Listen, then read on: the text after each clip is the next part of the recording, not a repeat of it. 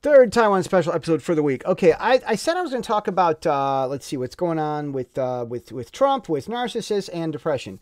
I said a while ago that there was a young man whose parents are absolutely thrilled to tell the business, but I'm not going to go into details. Even though they want me to, I'm not going to go into details. Young man was dealing with depression, and I talked about this several weeks back. That one of the issues in depression is you've got to keep going. You've got to get up. You got to go to work. It's hard. You're really sad, but you got to keep moving. You don't get stuck when you're going through a pile of manure. Keep going. If you're going through hell, keep going. Don't stay there. So that's hard. And then the other thing I mentioned, I elaborated on this much more about depression. It's a two-sided thing. You can never say this to the person. You're not allowed. It's terrible. It's horrible. It's bad. It could lead to suicide if you do. Never say this to the person. But also, a lot of the time, in my experience, in my own depression experience, the person with depression doesn't get out of depression until they tell themselves to get over it. And it's not that they have to conjure up and fake it. And you don't coax them into it. It's just they have to keep surviving and keep getting up and going to work and going to school or whatever and keep moving and keep doing, keep clean the floor, take your shower, make your bed, keep your life moving, cook the food, wash the dishes, go to bed, get up, keep moving, keep your life spinning. And with time, you reach a place where you finally say, I need to stop whining and get over it. And once you arrive there yourself on your own without people pushing you into it, that's when it ends. And it's really hard. It's like the solution to someone who's dying is to kick him and beat him up. It's like, wait a minute, what? It's like, it's counterintuitive, but there's some truth to it. Okay, that's an illustration. You don't save someone's life by kicking him and beating him up. But horses and elephants, the mothers kick their babies as soon as they come out. And it seems cruel. But if they don't get the baby up on the feet in the first minute and learn to walk, the baby will never become strong enough and will die.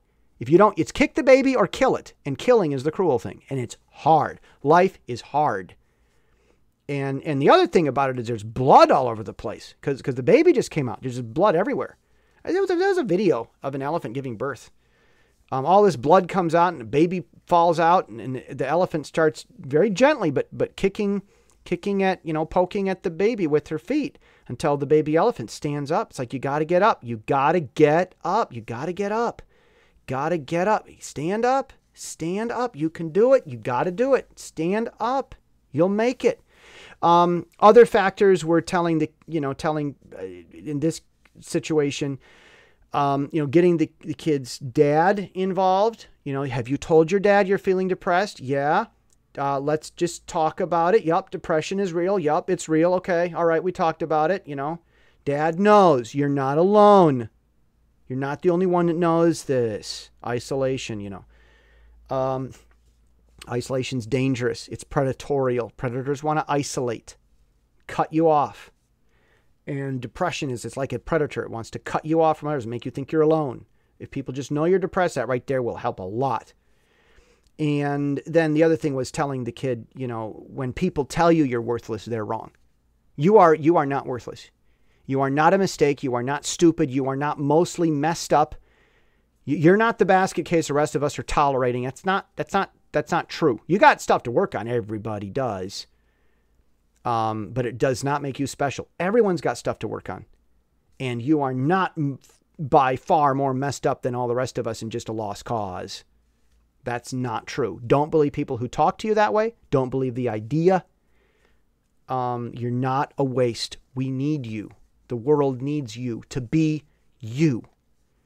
Be good, be nice, be ethical, grow, improve as a person. But you yourself, your personality, how you naturally are, is not a mistake. And they need to hear all these things that are true. Well, eventually, the kid's great.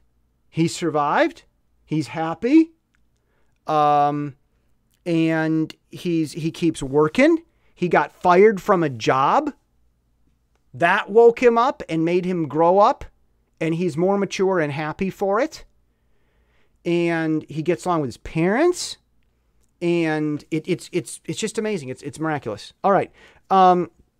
It's thrilling to see it work. And, you know, it happens everywhere in the world. It happens everywhere. And you know, take it seriously. And I don't know, there's probably a lot more that could be said about it. I'm not an expert on depression, but just those are my personal opinions. That's my experience of what I've seen, and I've seen it work. And really, this kid's really amazing. See, now he's getting so happy, I've got to remind him to not go overboard with stuff. So it's like, okay, you're happy. Remember who you are. You know, remember how you felt. And when you see other people that are depressed, take time for them. See what's happening in the world. Notice what's happening. You know those bodybuilders, those personal trainer types that are just really awesome and approachable to talk to. It's like, here's this super handsome, strong, like intimidating, cool guy, and he's talking to me. He wasn't always that way. He grew into it. He felt like a loser at one time. A lot of times that's the case. So, you know, share your love and share your story. And, you know, everybody can have an awesome ending if we don't quit. All right. A couple other things. Hong Kong. I said it would turn violent because it was, like they say, Carrie Lam withdrawing the extradition bill was too little too late. It was more of an insult, and it was a lot of condescension. And pretty much it's like she withdrew the extradition bill, as she said she would anyway, completely like what they wanted. Okay, I'll do that. And then she just lectured them and insulted them on the other topics. And it goes back to Confucian domination stuff. And they were mad about it. And it's too little too late. And frankly, it was an insult. And it's a sign that, one, there is meddling from China, and which is illegal. China gets Hong Kong on the basis that they don't meddle. If they do, deal's off. And people are afraid to say this. Yeah, that's an issue. And I knew that with the insults and the insistence that they aren't going to listen to the protesters. See, that's the thing. You know, there was protests over an extradition bill. They wouldn't withdraw the extradition bill. 700 people got arrested. They withdrew the bill, but they didn't release the 700 people. And by now, there's 1,300 people that have been arrested. Number just keeps going up. 15th week. I said it was going to turn violent. It did. Petrol Bombs. Protesters in the streets of Hong Kong are throwing petrol bombs at police. And for those of you in Reed Rapids, a petrol bomb is a gasoline bomb. It's much like a Molotov cocktail. All right.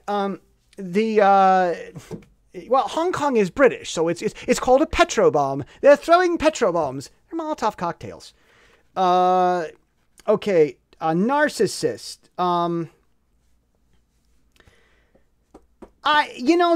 This is an issue. Emboldening the monster. Chinese Confucian culture is they're like the cat versus the dog. The dog says, oh, this family, they love me, they feed me, they give me a home, they must be gods. And the cat says, oh, this family, they love me, they feed me, they give me a home, I must be God. And the Chinese Confucian culture thinks that way. And so when Trump lowered these tariffs to honor, we'll respect and honor the 70th anniversary of the great and wonderful China and my good friend Xi Jinping, this evil government with terrible human rights violations, currency manipulator, and our love and respect for these good friends of ours who are evil, we honor them by delaying the tariffs, which will go from 25% to 30%, from October 1 to October 15. There we go. Like it's like, does China know that they're being toyed with? Like, that's the one thing. But also, by honoring China's request, China's thinking that they're a god. By letting China, if you really wanted to make the world safe, you'd crash China's parade. You'd rain on their parade. Hey, that's an idea. Maybe all of those, what do they call that weather control conspiracy theory that they can control? They keep changing the name for it. I don't know what it's called now, but where they can invent storm. You know, this conspiracy theory that the weather service controls the weather, which is why they predict it. You know, maybe they should send a typhoon over in on China's parade. Okay, maybe no. Speaking seriously, if we wanted world peace, we would crash and sabotage China's big 70th anniversary parade and not let them get any heads that are any bigger. You've got to stop it. And when the monster is encouraged, when you kowtow is actually Cantonese. It's from Hong Kong. It means to just bow down and bow down and bow down, to capitulate and capitulate and capitulate. Someone once referred to Obama as the capitulator in chief. When you bow down to the monster and you let him have his way all the time, it only makes him bigger. The local church movement of Watchman Nee and Witness Lee, they had a big slander case and a whole bunch of theology disagreements with Walter Martin and the Christian Research Journal. And Walter Martin wanted truth because truth matters, I think, is their trademark. It's a good, honest debate. But there were a lot of games going on, and then years later, now we got Hank Hengraf, he's leading this CRJ now, the Christian Research Journal and the Christian Research Institute, and he did an in-depth look at the local church movement and found that what Walter Martin thought they were teaching isn't true. Now they've got problems and stuff to learn, but they're not a cult. They're not a cult. That one point, they were listed as a cult by Walter Martin's when Walter Martin was there. And they shouldn't be a cult. Well, they published a Christian Research Journal edition with big, volume 32, number 6. Big old letters on the front page. We were wrong. A reassessment of the local church movement of Watchman Lee and Witness Lee. And while that's great to set the record straight, the local church movement is mainly Chinese. And they didn't leave their Confucian philosophy. They didn't check that when they became Christian. They still have that domination culture, and they didn't abandon it. A lot of it's still shame. They've got some of it in there. And when they read our Western news journal that says, our research journal that says we were wrong, they're going to interpret that like the cat. Oh, they are wrong, so we are God. And they're going to get big heads from it. And their goal is to sinicize the world, but Lee style. They have these things called brother houses where they all live together and they go to their jobs or they sing songs all day. And they want the whole world, all Christians everywhere, in every denomination, to stop what they're doing and live in a brother house. And get up and read Witness Lee and Watchman Nee in the morning. And buy their books every week, which they take and reshuffle and rehash and reorganize, saying the same things over and over again to keep making, no, we don't want to say they keep making money. Not like the Amway book and tape side of business. No. So I've talked with some people. I actually wrote a review on a book that was talk a little bit about some of the darker sides of that. Very good, wonderful things. I love this movement. I get the idea of local church, but they've got their own issues. And when we said we were wrong, it gave them a big head. And, China on trade, if we capitulate, that happens. And we just need to know it. We just need to know that it's happening. And likewise, in my own life and in many other situations, I'm continuing to deal with situations where we've got a monster that grew because everybody capitulated. And once you've capitulated and capitulated and capitulated and bowed down and bowed down and bowed down, you've let the monster get ultra big, now you've got a monster that you fed. And it's going to come back. And how do you deal with it?